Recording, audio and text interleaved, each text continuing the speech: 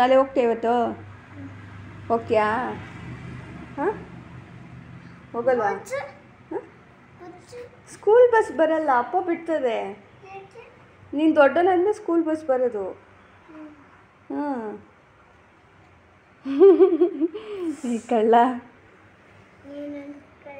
Hi ಎಲ್ಲರಿಗೂ welcome back to my YouTube channel ಅನ್ನಗೂಡ Kannada vlogs. ನಾನು ನಿಮ್ಮ ಎಲ್ಲರೂ ಹೇಗಿದ್ದೀರಾ? ಚೆನ್ನಾಗಿದ್ದೀರಾ? ನಾನು ಕೂಡ ತುಂಬಾ ಚೆನ್ನಾಗಿದ್ದೀನಿ. ತುಂಬ ದಿವಸದಿಂದ ಗ್ಯಾಪ್ ತೊಗೊಂಡು ವೀಡಿಯೋಸ್ಗಳನ್ನ ಅಪ್ಲೋಡ್ ಮಾಡ್ತಾಯಿದ್ದೀನಿ. ಯಾರೂ ಬೇಜಾರು ಮಾಡ್ಕೋಬೇಡಿ, ಯಾಕಂದರೆ ಸ್ವಲ್ಪ ಇವಾಗ ಅಂಗನವಾಡಿಗೆ ಹೋಗ್ತಾ ಇರೋದ್ರಿಂದ ಅಪ್ಪು ಅವನ ಜೊತೆ ನಾನು ಹೋಗಬೇಕು, ನಾನು ಅಲ್ಲಿ ಕೂತ್ಕೋಬೇಕು. ಹಾಗಾಗಿ ಎಡಿಟ್ ಮಾಡಿ ಅಪ್ಲೋಡ್ ಮಾಡೋಕ್ಕೆ ಟೈಮ್ ಸಿಗ್ತಾಯಿಲ್ಲ. ಸೊ ಇದು ಬಂದು ಅವನ first day and second day ಅಂಗನವಾಡಿಗೆ ಹೋಗಿರೋವಂಥ ವ್ಲಾಗ್. ಹಾಗೆ ಒಂದು ಆಫ್ ಸ್ಯಾರಿ ಫಂಕ್ಷನ್ ಮೇಕಪ್ ಕೂಡ ಇತ್ತು, ಅದ್ರದ್ದನ್ನು ಇವತ್ತು ಶೇರ್ ಮಾಡ್ತಾಯಿದ್ದೀನಿ. ಯಾವುದೇ ರೀತಿಯಾದಂಥ ವ್ಲಾಗ್ಸ್ ನಾನು ಮಾಡಿಲ್ಲ. ಇದು ಹಾಕಿದ್ಮೇಲೆ ಇನ್ನು ಯಾವ್ದು ಇವಾಗಿನ ಯಾವ್ದು ಮಾಡ್ತೀನೋ ಅದನ್ನು ಮಾತ್ರ ನಿಮ್ಮ ಜೊತೆ ನಾನು ಶೇರ್ ಮಾಡ್ಕೋತೀನಿ. ಹಳೆ ವೀಡಿಯೋಸ್ ಎಲ್ಲ ನಾನೇನು ಶೇರ್ ಮಾಡಲ್ಲ. ಯಾವುದು ರೀಸೆಂಟಾಗಿ ಮಾಡಿರ್ತೀನೋ ಅದನ್ನು ನಿಮ್ಮ ಜೊತೆ ಶೇರ್ ಮಾಡ್ತೀನಿ. ಸೊ ಇವತ್ತು ಅವನು ಮೊದಲನೇ ದಿವಸದ ಅಂಗನವಾಡಿ ಆಗಿರೋದ್ರಿಂದ ಅವನಿಗೆ ಫಸ್ಟು ಫ್ರೆಶ್ ಅಪ್ ಎಲ್ಲ ಮಾಡಿಸಿ ತಿನ್ನಿಸ್ಬಿಟ್ಟು ಆಮೇಲೆ ನಾನು ಪೂಜೆ ಎಲ್ಲ ಮಾಡಿಸ್ದೆ. ಅವನಂತೂ ಏನೋ ಒಂಥರ ಫುಲ್ಲು ಖುಷಿಯಾಗೇ ಇದ್ದ. ನಾನು ಅಂದ್ಕೊಂಡು ಓಕೆ ಪರವಾಗಿಲ್ಲ, ಖುಷಿಯಾಗಿದ್ದಾನೆ ಅಂದರೆ ಆರಾಮಾಗಿ ಇರ್ತಾನೆ ಅಂತ ಅಂದ್ಕೊಂಡು ನಾನು ಕೂಡ ವರ್ಕ್ಗೆಲ್ಲ ರೆಡಿ ಆಗಿದ್ದೆ. ಫಸ್ಟು ಅಂಗನವಾಡಿಗೆ ಬಿಟ್ಬಿಟ್ಟು ಬಂದುಬಿಟ್ಟು ಆಮೇಲೆ ನಾವು ವರ್ಕಿಗೆ ಹೋಗೋಣ ಅಂತ ಹೇಳ್ಬಿಟ್ಟು ನಾವು ಅಂದ್ಕೊಂಡು ನಾವು ಹೋದ್ವಿ. ಆದರೆ ಹೇಳ್ಬೇಕು ಅಂದರೆ ಉಲ್ಟಾ ಆಗೋಯಿತು. ಫುಲ್ಲು ಜೋರಾಗಿ ಅಳ್ಲಿಕ್ಕೆ ಸ್ಟಾರ್ಟ್ ಮಾಡಿಬಿಟ್ಟ, ಫುಲ್ಲು ಒದ್ದಾಡ್ಬಿಟ್ಟ. ಅದೆಲ್ಲ ನಂಗೆ ವಿಡಿಯೋ ಮಾಡಿಲ್ಲ. ಫುಲ್ ಒದ್ದಾಡ್ಬಿಟ್ಟ. ಹಾಗಾಗಿ ವಾಪಸ್ ಕರ್ಕೊಂಬಂದೆ, ನಾಳೆ ಕರ್ಕೊಂಡು ಬರ್ತೀನಿ ನಾನೇ ಅಂತ ಹೇಳಿ. ಸೊ ಅಲ್ಲಿಂದ ಬಂದ ಮೇಲೆ ನಾವು ಫ್ರಿಜ್ ಕೂಡ ನಾವು ಹೇಳ್ಬಿಟ್ಟು ಬಂದಿದ್ವಿ. ಅವ್ರು ಇವತ್ತು ಮಾರ್ನಿಂಗ್ ನಿಮ್ಮದಿದೆ ಮ್ಯಾಮ್, ನೀವು ಕೊಟ್ಬಿಟ್ಟು ನಾವು ಬೇರೆ ಕಡೆ ಹೋಗಬೇಕು ಅಂದರೆ ಸರಿ ಆಯಿತು ಅಂದ್ಬಿಟ್ಟು ಅಲ್ಲೇ ಒಂದು 10 ನಿಮಿಷ ವೆಯ್ಟ್ ಮಾಡಿ ಫ್ರಿಜ್ ಬಂತು. ಅವರು ಕೂಡ ಎಲ್ಲ ತೆಗೆದು ಎಲ್ಲ ಚೆಕ್ ಮಾಡಿ ಎಲ್ಲ ಆನ್ ಮಾಡಿ ಎಲ್ಲ ಹೋದರು. ಸೊ ಅಲ್ಲಿಂದ ನನ್ನ ಇವಾಗ ಲೊಕೇಶನ್ಗೆ ಕರ್ಕೊಂಡು ಹೋಗ್ತಾಯಿದ್ದಾರೆ. ನಾನು ಲೊಕೇಶನ್ಗೆ ಹೋಗೋ ಅಷ್ಟೊತ್ತಿಗೆ 10:30 ಆಗಿತ್ತು. ಅವರು ಅಷ್ಟೊತ್ತಿಗೆ ಬಂದು ಎಲ್ಲ ದೇವಸ್ಥಾನದಲ್ಲಿ ಪೂಜೆ ಮಾಡ್ತಾಯಿದ್ರು. ಕರೆಕ್ಟ್ ಟೈಮ್ಗೆ ಹೋದೆ. ಇನ್ನು ಚೌಟ್ರಿಗೆ ಹೋಗಿದ ತಕ್ಷಣ ಇನ್ನು ಇದು ಬಂದು ಆಫ್ ಸ್ಯಾರಿ ಫಂಕ್ಷನ್ ಆಗಿರೋದ್ರಿಂದ ಫಸ್ಟು ಅವ್ರಿಗೆ ಸೀರೆ ಎಲ್ಲ ಉಡಿಸ್ಬಿಟ್ಟು ಆನಂತರ ನಾನು ಮೇಕಪ್ ಮಾಡಬೇಕಾದ್ರೆ ನನಗೆ ವಿಡಿಯೋ ಮಾಡ್ಕೊಳ್ಳೋಕ್ಕಾಗಲಿಲ್ಲ. ಯಾಕಂದರೆ ಸ್ವಲ್ಪ ಅವರು ಕೂಡ ಎಲ್ಲ ರೆಡಿ ಆಗ್ತಾಯಿದ್ರು. ಹಾಗಾಗಿ ಇನ್ನೆಲ್ಲ ರೆಡಿಯಾಗಿ ಲಾಸ್ಟಿಗೆ ನಾನು ಸ್ವಲ್ಪ ಟಚಪ್ ಎಲ್ಲ ಮಾಡಬೇಕಾದ್ರೆ ವೀಡಿಯೋಸ್ಗಳನ್ನ ತಗೊಂಡಿದ್ದೀನಿ. ಹಾಗೆ ಇಲ್ಲಿ ಬಂದು ಇವಾಗ ಹೇರ್ ಸ್ಟೈಲ್ ಮಾಡ್ಕೊಳ್ತಾ ಇದ್ದೀನಿ. ಅವ್ರು ಯಾವ ಥರ ಸ್ಕಿನ್ಗೆ ಸೂಟ್ ಆಗೋ ಥರ ಕೇಳಿದರು ಅದೇ ರೀತಿಯಾಗಿ ಮೇಕಪ್ ಅಂತೂ ಬಂದಿತ್ತು. ತುಂಬ ಚೆಂದ ಕಾಣಿಸ್ತಾಯಿದ್ರು. ಸೊ ಅವ್ರಿಗೆ ನಾನು ಥ್ಯಾಂಕ್ಸ್ ಹೇಳೋಕ್ಕೆ ಇಷ್ಟಪಡ್ತೀನಿ ನನ್ನ ಚೂಸ್ ಮಾಡ್ಕೊಂಡಿದ್ದಕ್ಕೆ. ಇನ್ನು ಅವರು ಜ್ಯುವೆಲ್ರಿ ಕೂಡ ಅದಕ್ಕೆ ಮ್ಯಾಚ್ ಆಗೋ ಥರ ಈ ಥರ ಲಾಂಗ್ ಗ್ರೀನ್ ಬೀಡ್ಸ್ ಹಾರ ಜ್ಯುವೆಲ್ರಿ ಸೆಟ್ನು ಕೂಡ ಬುಕ್ ಮಾಡಿದ್ರು. ಅದನ್ನು ಫಸ್ಟ್ ಇವಾಗ ಹಾಕ್ತಾಯಿದ್ದೀನಿ ಅರ್ಧ ಹೇರ್ ಸ್ಟೈಲ್ ಆದಮೇಲೆ. ಯಾಕೆ ಅಂತ ಅಂದರೆ ಆಮೇಲೆ ಮುಗ್ಗಿನ ಜಡೆ ಹಾಕಬೇಕಾದ್ರೆ ಎಣಿಬೇಕಲ್ಲ, ಸೊ ಅವ್ರಿಗೆ ಭಾರ ಆಗಿಬಿಡುತ್ತೆ ಅಂತ ಹೇಳ್ಬಿಟ್ಟು ಮೊದಲು ಜ್ಯುವೆಲ್ರಿ ಎಲ್ಲ ಹಾಕಿ ಆಮೇಲೆ ಅವ್ರಿಗೆ ಮುಗ್ಗಿನ ಜಡೆ ಅನ್ನೋದನ್ನ ಎಣಿತಾ ಇದ್ದೀನಿ. ಸೊ ತುಂಬ ಚೆಂದ ಕಾಣಿಸ್ತಾ ಇದ್ರು. ಫೋಟೋಸ್ ಎಲ್ಲ ಕಳಿಸ್ಕೊಟ್ಟಿದ್ದಾರೆ. So thank you so much ನನ್ನ ಚೂಸ್ ಮಾಡಿದ್ದಕ್ಕೆ. ಥ್ಯಾಂಕ್ ಯು ಹೇಳೋಕ್ಕೆ ಇಷ್ಟಪಡ್ತೀನಿ. ಅಷ್ಟು ಟೈಮ್ ಒಳಗೆ ನನಗೆ ಎಷ್ಟಾಗುತ್ತೋ ಅಷ್ಟು ಬೆಸ್ಟನ್ನ ನಾನು ಅವ್ರಿಗೆ ನಾನು ಬಂದೆ. ಸೊ ಫೋಟೋಸ್ ಕೂಡ ಕಳಿಸ್ಕೊಟ್ರು. ಸೊ ತುಂಬ ಖುಷಿ ಆಯಿತು ನನಗೂ.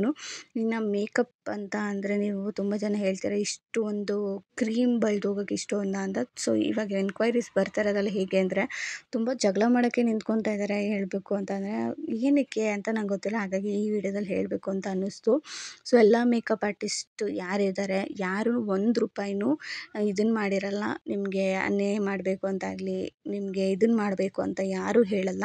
ಅವರಲ್ಲಿ ಏನು ವರ್ಕ್ ಮಾಡ್ತಾರೆ ಅದ್ರ ಬೇಸಿಸ್ ಮೇಲೇ ಎಲ್ಲರೂ ಅಮೌಂಟ್ ಅನ್ನೋದನ್ನ ನಿಮ್ಮ ಹತ್ರ ಹೇಳಿರ್ತಾರೆ. ಸೊ ನೀವು ಬೇರೆಯವ್ರ ಮೇಲೆ ಅವ್ರು ಅಷ್ಟು ಹೇಳಿದ್ರು ಇಷ್ಟು ಹೇಳಿದ್ರು ಅಂತ ಎತ್ತಾಕ್ಬೋದು. ಆದರೆ ನಮಗೆ ಗೊತ್ತಿರುತ್ತೆ ಈ ಫೀಲ್ಡಲ್ಲಿ ಇರೋರು ಎಷ್ಟು ಚಾರ್ಜ್ ಮಾಡ್ತಾರೆ, ಹೆಂಗೆ ತೊಗೋತಾರೆ, ಯಾವುದ್ರ ಮೇಲೆ ಎಷ್ಟೆಷ್ಟು ಚಾರ್ಜ್ ಮಾಡ್ತಾರೆ ಅಂತ ನಮಗೆ ಗೊತ್ತಿರುತ್ತೆ. ಸೊ ಅದು ಇದ್ರ ಮೇಲೆ ಹಾಕೋದು ಬಿಟ್ಟು ನಿಮ್ಮ ಪ್ರೈಸ್ಗೆ ನಿಮ್ಗೇನೇನು ರಿಕ್ವೈರ್ಮೆಂಟ್ಸ್ ಇದೆ ಅದನ್ನು ಹೇಳಿ ನೀವು ಮಾಡಿಸ್ಕೊಳ್ಳೋದು ಒಳ್ಳೆಯದು. ಸೊ ಸುಮ್ಮನೆ ಇನ್ನೊಬ್ಬರನ್ನ ಬ್ಲೇಮ್ ಮಾಡಬಾರ್ದು. ಸೊ ನನಗಂತೂ ರ್ಯಾಶಾಗೆ ಮಾಡಿದರು ಅವರು.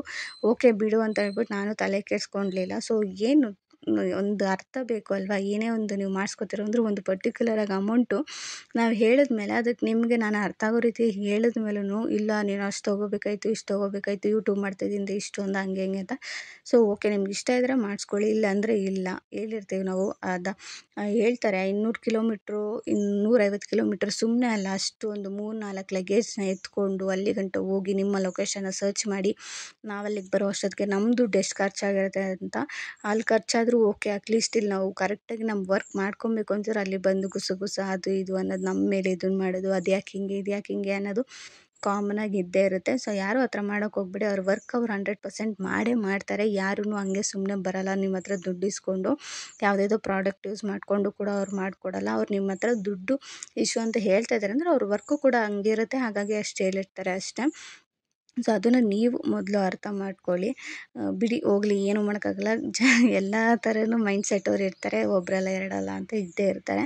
ಸೊ ಇವತ್ತಿನ ವರ್ಕ್ ಹೇಳಬೇಕು ಅಂದರೆ ತುಂಬ ಚೆಂದ ಆಯಿತು ನನಗಂತ. ಯಾಕಂದರೆ ನೀವು ನೋಡ್ತಾ ಇದ್ದೀರಾ, ನಾನು ಯಾವುದೇ ರೀತಿಯಂಥ ಫಿಲ್ಟರ್ ಆಗಲಿ ಇನ್ನೊಂದೇ ಆಗಲಿ ಏನೂ ಹಾಕಿಲ್ಲ. ಅದು ಅವ್ರ ಫೇಸ್ಗೆ ಎಷ್ಟು ಚೆನ್ನಾಗಿ ಮೇಕಪ್ಪು ಮಾಡಿದ ಮೇಲೆ ಹೋಗ್ತಾ ಅದು ಚೆಂದನೇ ಸೆಟ್ ಆಗಿತ್ತು. ಆ್ಯಂಡ್ ಅವ್ರ ಸ್ಕಿನ್ ಟೋನ್ಗೆ ಕರೆಕ್ಟಾಗಿ ಅದು ಸೂಟ್ ಆಗ್ತಾಯಿತ್ತು.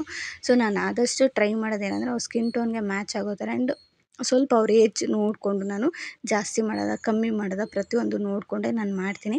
ಸೊ ಸ್ಯಾರಿನ ನಾನು ಅರ್ಧಂಬರ್ಧ ಉಡಿಸಿದ್ದೆ. ಹಾಗಾಗಿ ಜಡೆ ಎಲ್ಲ ಹಾಕಿದ ಮೇಲೆ ಇನ್ನೊಂದು ಸತಿ ನೀಟಾಗಿ ಐರನ್ ಎಲ್ಲ ಮಾಡಿಕೊಂಡು ಸ್ಯಾರಿ ಉಡಿಸಿ ಅವ್ರಿಗೆ ಜ್ಯುವೆಲ್ರಿ ಕೂಡ ಇನ್ನೊಂದು ಸತಿ ಎಲ್ಲನೂ ಇದನ್ನು ಮಾಡಿಕೊಂಡು ಪ್ರತಿಯೊಂದು ಡೀಟೇಲಾಗಿಯೇ ಆದಷ್ಟು ಮಾಡಿಕೊಡೋದಕ್ಕೆ ಟ್ರೈ ಮಾಡ್ತೀನಿ. ಸೊ ಚೆನ್ನಾಗಿ ಬಂದಿತ್ತು. ಅವರು ಕೂಡ ಫೋಟೋಸ್ ಎಲ್ಲ ಶೇರ್ ಮಾಡಿದರು. ಸೊ ನೀವು ಏನಾದರೂ ಬುಕ್ ಮಾಡ್ಕೊಬೇಕು, ಬ್ರೈಡ್ ಆಗಿರ್ಬೋದು, ನಾನ್ ಬ್ರೈಡ್ ಆಗಿರ್ಬೋದು, ಯಾವುದೇ ರೀತಿಯಂಥ ಮೇಕಪ್ ನಿಮಗೆ ಬೇಕು ಅಂತಿದ್ರೆ ಸ್ಕ್ರೀನ್ ಮೇಲೆಲ್ಲ ಡಿಸ್ಕ್ರಿಪ್ಷನಲ್ಲಿ ನನ್ನ ನಂಬರ್ ಇರುತ್ತೆ. ಸ್ಕ್ರೀನ್ ಮೇಲೆ ನಾನು ಹಾಕಿಲ್ಲ ಅಂದರೆ ಡಿಸ್ಕ್ರಿಪ್ಷನಲ್ಲಿ ಯಾವಾಗಲೂ ನನ್ನ ನಂಬರ್ ಇರುತ್ತೆ. ಒಂದು ಸತಿ ನೀವು ಕಾಲ್ ಮಾಡಿ ಎನ್ಕ್ವೈರಿ ಮಾಡ್ಬೋದು. ಯಾವುದ್ಯಾವ್ದು ಪ್ರೈಸ್ ಹೇಗಿರುತ್ತೆ ಆ್ಯಂಡ್ ಹೆಚ್ಚು ಕಮ್ಮಿ ಮಾಡಿಕೊಡೋಣ, ಅದಕ್ಕೆ ಅಲ್ಲಿ ಏನಿಲ್ಲ. ಸೊ ಹಾಗಾಗಿ ಒಂದು ಸತಿ ಚೆಕ್ಔಟ್ ಮಾಡಿ.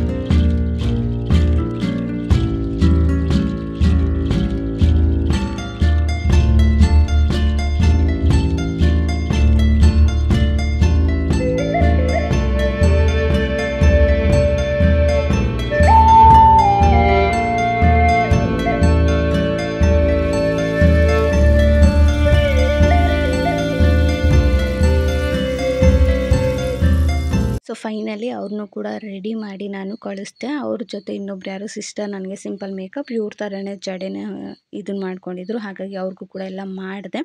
ಆ್ಯಂಡ್ ಎಲ್ಲ ಎತ್ತಿಟ್ಟು ಬರೋ ಅಷ್ಟೊತ್ತಿಗೆ 1:30 ಆಗೋಯಿತು ನಾನು ಅಲ್ಲಿಂದ ಬರೋ ಅಷ್ಟೊತ್ತಿಗೆ.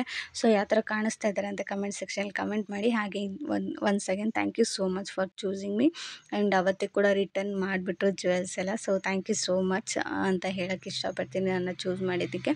ಸೊ ಅವ್ರನ್ನ ಕಳಿಸ್ಕೊಟ್ಬಿಟ್ಟು ಇನ್ನೊಬ್ಬರು ಸಿಸ್ಟರ್ ಇದ್ದರು. ಅದು ವೀಡಿಯೋಸ್ ಎಲ್ಲ ನಂಗೆ ಮಾಡೋಕ್ಕಾಗಿಲ್ಲ. ಅವ್ರಿಗೆ ಮೇಕಪ್ ಎಲ್ಲ ಮಾಡಿಕೊಟ್ಬಿಟ್ಟು ನಾನು ವಾಪಸ್ಸು ಮನೆಗೆ ಬಂದು, ಇನ್ನು ಅಪ್ಪು ಕೂಡ ಮನೆಯಲ್ಲೇ ಇದ್ದ. ಹಾಗಾಗಿ ಸ್ವಲ್ಪ ಹೊತ್ತು ಮಲ್ಕೊಂಡ್ಬಿಟ್ಟಿದ್ದೆ. ಸ್ವಲ್ಪ ತಲೆನೋವು ಬಂದುಬಿಟ್ಟಿತ್ತು ನನಗೆ.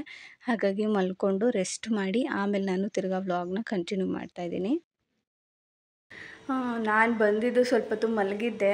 ಸಿಕ್ಕಾಪಟ್ಟೆ ಒಂಥರ ಅನ್ನಿಸ್ತಾಯಿತ್ತು ಬಾಡಿಯೆಲ್ಲ. ಅಪ್ಪು ಅಂತೂ ಅಂಗನವಾಡಿಗೆ ಹೋಗಲಿಲ್ಲ. ಅವ್ನು ಅಳು ಕೇಳಿ ನನಗೆ ಆ ಟೆನ್ಷನ್ಗೆ ಟೈಮ್ ಆಗ್ತಾರೆ ಟೆನ್ಷನ್ಗೆ ಅಳು ಕೇಳಿ ನನಗೆ ತಲೆನೋವು ಬಂದುಬಿಟ್ಟಿತ್ತು. ಸೊ ಹಾಗಾಗಿ ಅಲ್ಲೆಲ್ಲ ವರ್ಕ್ ಮುಗಿಸ್ಕೊಂಡು ಬಂದ ಮೇಲೆ ಸ್ವಲ್ಪ ಹೊತ್ತು ಮಲಗಿಬಿಟ್ಟಿದ್ದೆ. ಅಪ್ಪನ ಅಂಗನವಾಡಿಗೆ ಕರ್ಕೊಂಡೋದ್ವಿ. ಆದರೆ ಸಿಕ್ಕಾಪಟ್ಟೆ ಹತ್ಬಿಟ್ಟ. ನನಗೆ ಬೇರೆ ವರ್ಕಿಗೆ ಬೇರೆ ಟೈಮ್ ಲೇಟ್ ಆಗ್ತಾಯಿತ್ತು. ಅವರು ನೀನು ಹಿಂಗೆ ಬಿಟ್ಟೋಗ್ಬಿಟ್ರೆ ಹೆಂಗೆ ಕೈಗೆ, ಆಮೇಲೆ ರೋಡ್ಗೆ ಏನಾದರೂ ಹೋದ್ರೆ ಏನು ಮಾಡೋದು ಅಂತ ಎಲ್ಲ ಅಂದರು. ಸರಿ ಆಯಿತು, ನಾಳೆ ನೀನೇ ಬಾ, 1 ಅವರ್ ಕೂತ್ಕೊಂಡು ಆಮೇಲೆ ನೀನು ಇದನ್ನು ಮಾಡು, ಹಿಂಗೆ ಏಕಾಏಕಿ ಬಿಟ್ಟೋದ್ರೆ ಇವ್ನು ಹೆಂಗೆ ಹಿಡಿಯೋದು ನಾವು ಅಂತ ಅವರು. ಸೊ ಅಲ್ಲಿ ನೋಡಿದ್ರೆ ನಂಗೆ ಟೈಮ್ ಬೇರೆ ಆಗ್ತಿದೆ ವರ್ಕಿಗೆ. ಸಖತ್ ಒಂಥರ ಹೆಂಗೆ ಆಗೈತೆ ಬೆಳಗ್ಗೆ ಅಂತೂ ಗಾಬರಿ ತಲೆ ಎಲ್ಲ ನೋವು ಬಂದುಬಿಡ್ತು. ಅದಕ್ಕೋಸ್ಕರ ಬಂದಿದ್ದ ತಕ್ಷಣ ಸ್ವಲ್ಪ ಹೊತ್ತು ಮಲಗಿಬಿಟ್ಟಿದ್ದೆ. ಇವಾಗ ಎದ್ದು ರೈಸ್ ಮಾಡಿ ಸ್ವಲ್ಪ ಸಾಂಬಾರು ಕೊಟ್ಟಿತ್ತು, ಅದಕ್ಕೇ ಊಟ ಎಲ್ಲ ಮಾಡಿದೋ. ನಾವು ಅಪ್ಪು ಎಲ್ಲರೂ ಊಟ ಮಾಡಿ ಇವಾಗಂತೂ ಮನೆ ಫುಲ್ ಗಲೀಜು ಮಾಡಿಟ್ಟಿದ್ದಾನೆ, ನೋಡ್ತಾ ಇರ್ಬೋದು. ಎಷ್ಟು ಗಲೀಜು ಮಾಡಿದ್ದಾನೆ ನಾನು ಹೋದ್ಮೇಲೆ ಅಂದರೆ, ಈ ಬೆಂಡಿತ್ತಲ್ಲ ಫ್ರಿಜ್ಜಿದು ತೆಗ್ದಿಕ್ಬಿಟ್ಟು ಹೋಗಿದ್ರು ಅವರು. 6 ಅವರ್ಸ್ ಆದಮೇಲೆ ಫ್ರಿಜ್ ಆನ್ ಮಾಡಿ ಅಂತ ಹೇಳ್ಬಿಟ್ಟು ಇದನ್ನು ತೆಗ್ದಿಕ್ಕೋದ್ರೆ ಈ ಬೆಂಡನ್ನು ಕಿತ್ಕೊಂಡು ಹೆಂಗೆ ಮಾಡಿಕ್ಕಿದ್ದಾನೆ ನೋಡಿ. ನನಗೆ ಇದು ನೋಡಿದ ತಕ್ಷಣ ತಲೆ ತಿರುಗಿ ಬರ್ತೈತೆ, ಹೆಂಗಪ್ಪ ಕ್ಲೀನ್ ಮಾಡೋದು ಅನ್ನೋ ಥರ. ಇನ್ನೂ ಫ್ರಿಜ್ ಆನ್ ಮಾಡಿಲ್ಲ, ಯಾಕಂದರೆ ವೆದರ್ ಚೆನ್ನಾಗಿಲ್ಲ, ಕರೆಂಟ್ ಹೋಗೋದು ಬರೋದು ಬರ್ತಾಯಿದೆ. ಹಾಗೆ ಮಳೆ ಕೂಡ ಸ್ಟಾರ್ಟ್ ಆಗಿದೆ, ಹನಿ ಕೂಡ ಸ್ಟಾರ್ಟ್ ಆಗಿಬಿಟ್ಟಿದೆ. ಅದಕ್ಕೋಸ್ಕರ ಸ್ವಲ್ಪ ಹೊತ್ತು ಇನ್ನೂ ಇರಲಿ, ಆಮೇಲೆ ಆನ್ ಮಾಡ್ಕೊಂಡ್ರೆ ಆಯಿತು ಅಂತ. ಸೊ ಚೆನ್ನಾಗಿದೆ, ನಾನು ಕಂಪ್ಲೀಟಾಗಿ ತೋರಿಸ್ತೀನಿ ಯಾವ ಥರ ಇದೆ ಅಂತ. ಗೋದ್ರೇಜಲ್ಲಿ ನಾವು ಇದನ್ನು ಮಾಡಿ ತರಿಸಿದ್ದು, ಚೆನ್ನಾಗಿದೆ.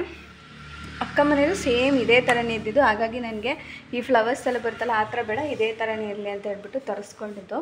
ನೋಡೋಣ, ಇನ್ನೂ ಆನ್ ಮಾಡಿ ಏನು ಐಟಮ್ಸ್ ಎಲ್ಲ ಜೋಡಿಸ್ಬೇಕು. ಅದನ್ನು ಅಮ್ಮಂಗೆ ಕೊಟ್ಟು ಕಳಿಸ್ಬೇಕು, ಆ ಚಿಕ್ಕ ಫ್ರಿಜ್ ಅಮ್ಮಂಗೆ.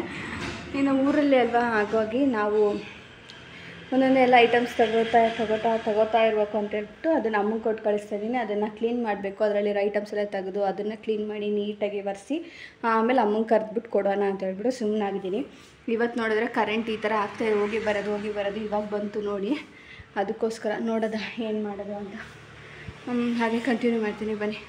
ಇನ್ನು ಅವತ್ತೇ ನನಗೆ ವ್ಲಾಗ್ನ ಕಂಟಿನ್ಯೂ ಮಾಡೋಕ್ಕಾಗಲ್ಲ. ಇದು ಬಂದು ನೆಕ್ಸ್ಟ್ ಡೇ ಅಪ್ಪನ ಅಂಗನವಾಡಿಗೆ ಕರ್ಕೊಂಡು ಹೋಗ್ತಾ ಇದ್ದೀನಿ. ಸೆಕೆಂಡ್ ಡೇ ಅವ್ನು ನೋಡಬೇಕು, ಮನೆಯಲ್ಲೆಲ್ಲ ಅಳೋದಕ್ಕೆ ಶುರು ಮಾಡ್ಕೊಂಡ್ಬಿಟ್ಟಿದ್ದ. ನಾನು ಸ್ಕೂಲಿಗೆ ಕರ್ಕೊಂಡು ಹೋಗ್ತೀನಿ ಅಂದರೆ ಹಿಂದೆನೇ ಫುಲ್ಲು ಜೋರು ಅಲ್ವ ಅವನಿಗೆ. ಸೊ ದೇವ್ರ ಮನೆಗೆ ಕೈ ಮುಗ್ಬಿಟ್ಟು ಹೋಗೋಣ ಅಂತ ಹೇಳಿ ಕರ್ಕೊಂಡು ಹೋದೆ. ಆದರೆ ಸ್ಕೂಲಲ್ಲಿ ಏನಂತಂದರೆ, ನಿಮಗೆ ಕರ್ಕೊಂಡೋಗಿ ಅವರು ಕ್ಲಾಸ್ ರೂಮಲ್ಲಿ ಇದನ್ನು ಮಾಡ್ಕೊಂಡ್ಬಿಡ್ತಾರೆ, ಪೇರೆಂಟ್ಸ್ ಮುಖಾಂತರ ತೋರ್ಸೋಕೆ ಹೋಗಲ್ಲ. ಅವರು ಸ್ವಲ್ಪ ಹೊತ್ತು ಅವ್ರು ರೂಢಿ ಆಗಿಬಿಡ್ತಾರೆ. ಆದರೆ ಅಂಗನವಾಡಿಲಿ ಹಾಗಲ್ಲ, ಯಾಕಂದರೆ ಟೀಚರ್ ಒಬ್ಬರೇ ಇರೋದ್ರಿಂದ ಅವರೊಬ್ಬರಿಗೆ ಅಷ್ಟು ಮಕ್ಕಳನ್ನ ಮೇಂಟೈನ್ ಮಾಡೋಕ್ಕಾಗಲ್ಲ. ಸೊ ಮಕ್ಕಳು ಜೊತೆ ನಾವು ಕೂಡ ಕೂತ್ಕೊಂಡು ಸ್ವಲ್ಪ ದಿವಸ ಅವ್ರಿಗೆ ಅಭ್ಯಾಸ ಮಾಡಿಸಿ ಕರ್ಕೊಂಡೋಗೋದು ಬರೋದು ಎಲ್ಲ ಮಾಡಿ ಆಮೇಲೆ ಅವ್ರನ್ನ ಡೈರೆಕ್ಟಾಗಿ ಬಿಡ್ಬೋದು. ಒಂದು ಸತಿ ಬಿಟ್ಟರೆ ಅವ್ರು ಜೋರು ಅಳೋದಂತೂ ನಿಜನೇ. ಸೆಕೆಂಡ್ ಡೇ ನಾನೇ ಹೋಗಿ ಕೂತಿದ್ದೆ. ಎಷ್ಟಾಗುತ್ತಾ ಅಂದರೆ 1 ಗಂಟೆ ತನಕನೂ ಕೂತಿದ್ದೆ ನಾನು. ಸೊ ನೋಡ್ಬೋದು, ಸ್ಟಾರ್ಟಿಂಗ್ ಅಂತ ಕೂತಿದ್ದೆ ನನ್ನ ಮಗ. ಆಮೇಲೆ ಮಕ್ಕಳು ಆಟ ಸಾಮಾನೆಲ್ಲ ಇರುತ್ತಲ್ಲ, ಅದನ್ನು ತೊಗೊಂಡು ಆಟ ಆಡೋದನ್ನ ನೋಡಿ ಅವನಿನ್ನ ಮಕ್ಳ ಜೊತೆ ಬೆರೆಯೋದಕ್ಕೆ ಶುರು ಮಾಡ್ದ, ಆಟ ಆಡೋದಕ್ಕೆ ಶುರು ಮಾಡ್ದ. ನನಗೆ ಎಷ್ಟು ಖುಷಿ ಆಗ್ತಾಯಿತ್ತು ಅಂದರೆ, ಅವ್ನು ಬ್ಯಾಗ್ ಎತ್ಕೊಂಡು ಆ ಥರ ಎಲ್ಲ ಮಕ್ಳ ಜೊತೆ ಆಟ ಆಡ್ಕೊಂಡು ಇರೋದನ್ನ ನೋಡಿದ್ರೆ ಸಖತ್ ಒಂಥರ ಖುಷಿ ಆಗ್ತಾಯಿತ್ತು. ಎಷ್ಟು ಬೇಗ ದೊಡ್ಡವನಾಗ್ಬಿಟ್ನಪ್ಪ, ಒಂದು ಮಗು ನಾನು ಹಿಂಗೆ ಕೈಯಲ್ಲಿ ಇಟ್ಕೊಂಡಿದ್ದ ಮಗು ಆಗಲಿ ಇಷ್ಟು ದೊಡ್ಡವನಾಗಿ ಸ್ಕೂಲ್ಗೆ ಹೋಗಬೇಕು, ಅಂಗನವಾಡಿಗೆ ಹೋಗಬೇಕು, ಅವನು ಆಟ ಆಡ್ತಾ ಇದ್ದಾನೆ, ಎಲ್ಲರ ಜೊತೆ ಬೆರೀತಾ ಇದ್ದಾನೆ ಅಂತ ಏನೋ ಒಂಥರ ಒಳಗಿಂದ ಖುಷಿ, ಅದನ್ನ ಹೇಳ್ಕೊಳ್ಳೋದಕ್ಕೆ ಸಾಧ್ಯ ಇಲ್ಲ. ಸೊ ಮಕ್ಕಳು ಬೇಗನೆ ದೊಡ್ಡವರಾಗ್ಬಿಡ್ತಾರೆ ಅಂತ ಅದಂತೂ ನಿಜನೇ ಕಣ್ಮುಂದೆ.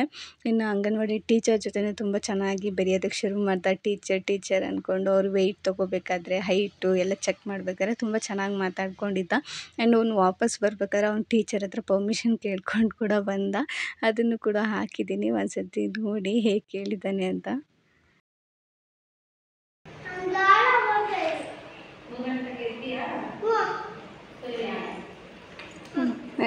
ಅವನ್ನ ಕರ್ಕೊಂಡು ಮನೆಗೆ ಬಂದೆ. ಇನ್ಮೇಲೆ ಅವ್ನ ಬ್ಯಾಗ್ ಕೂಡ ತೊಗೊಂಬರೋ ಜವಾಬ್ದಾರಿ ನಂದಾಗ್ಬಿಟ್ಟಿದೆ. ಸೊ ಅವ್ನು ಬಂದಿದ್ದ ತಕ್ಷಣ ಇನ್ನು ಮನೇಲಿ ಆಟ ಆಡೋಕ್ಕೆ ಶುರು ಮಾಡ್ದ. ಆ್ಯಂಡ್ ಇವತ್ತಿನ ವ್ಲಾಗ್ನ ನಾನು ಇಲ್ಲೇ ಎಂಡ್ ಮಾಡ್ತಾ ಇದ್ದೀನಿ, ಯಾಕಂದರೆ ಸ್ವಲ್ಪ ಕೆಲಸಗಳಿತ್ತು. ಹಾಗಾಗಿ ಸಿಗ್ತೀನಿ ಮುಂದಿನ ವೀಡಿಯೋದಲ್ಲಿ. ಅಲ್ಲಿವರೆಗೂ take care, bye. Thank you for watching. ಈ ವ್ಲಾಗ್ ಇಷ್ಟ ಆಗಿದ್ರೆ ಸಬ್ಸ್ಕ್ರೈಬ್ ಮಾಡ್ಕೊಳ್ಳೋಣ ಮರಿಬೇಡಿ.